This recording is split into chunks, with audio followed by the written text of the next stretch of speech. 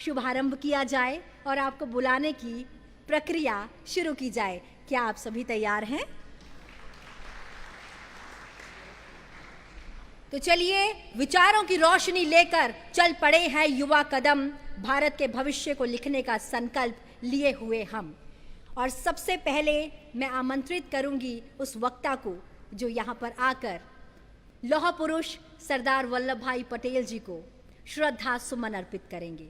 तो आइए, अखंड भारत की धारा में साहस की जो शपथ लगे, पटेल के उस तेज को आज के युवा हृदय आगे बढ़कर कहें। जोरदार तालियों के साथ स्वागत कीजिए ओजस्वी शर्मा का, जो उत्तर प्रदेश से आज हमारे बीच आए हैं और हिंदी में सरदार वल्लभ भाई पटेल पर अपना वक्तव्य प्रस्तुत करेंगे।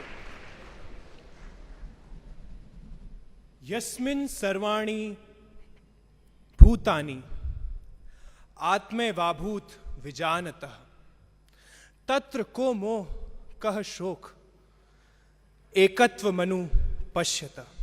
अर्थात जो मनुष्य सभी प्राणियों में अपनी आत्मा को देखता है और अपनी आत्मा को सभी प्राणियों में देखता है, वो भय से सर्वथा मुक्त हो जाता है।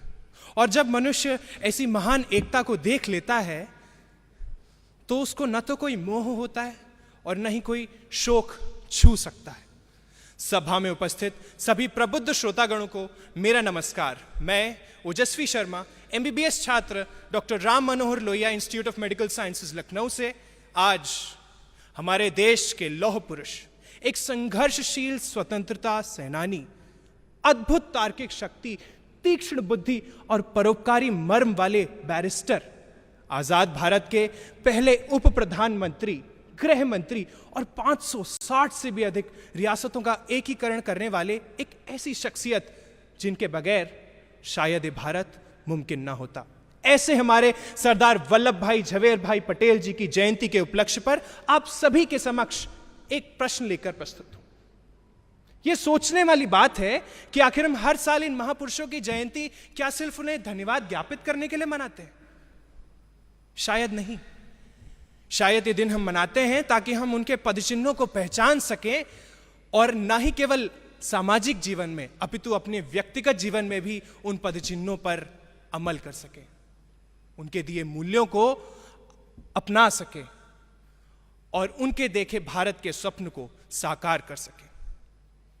पटेल जी राष्ट्रीय एकता के सबसे बड़े प्रणेता थे। उन्होंने कहा कि राष्ट्रीय एकता कोई नारा नहीं, यह हमारी ताकत है। उनका मानना था कि समाज में जाति, पंथ, लिंग या अन्य किसी भी आधार पर किसी भी प्रकार का भेदभाव या अलगाव नहीं होना चाहिए, अपितु देशवासियों में मानवता के आधार पर प्रेम और समभाव का भाव होना चाहिए। उन्होंने तमाम सामाजिक कुरीतियों के उन्मूलन पर कार्य किया और वो ये मानते थे कि देश का हर एक व्यक्ति, हर महिला, हर जाति वर्ग के लोगों को जब तक समान अधिकार, अवसर, आदर प्राप्त न हो जाए तब तक वो स्वराज्य भी अधूरा है। तो क्या हम एक ऐसा स्वराज्य स्थापित कर पाए जहां एकता में गर्व, अनुशासन में आत्मसम्मान और सेवा में आत्मसम्मान हो? उन्होंने उस समय भारत को एक सूत्र में बांधा जब देश बिखरने की कगार पर था। और आज हम एक ऐसे युग के आरंभ पर हैं जहां विकास और मूल्य, प्रगति और परंपरा आपस में समन्वय मांगते हैं, संघर्ष नहीं। तो आइए आज हम संकल्प लेते हैं कि हम सरदार पटेल की जयंती को केवल मनाएंगे नहीं, अपितु उनकी आंखों देखे भारत के सपने को पूर्ण करने का पुरजोर प्रयास करेंगे। उनका सपना था एक भारत श्रेष्ठ भारत, और वो कहते थे कि हमारा ये देश तो देवियों के मंदिरों और मजहबों के घरों से सजा है, बस हमसे एकता की ज्योत जली रहे, भारत यूं ही बढ़ता रहे, भारत यूं ही बढ़ता रहे। जय हिंद, जय भारत।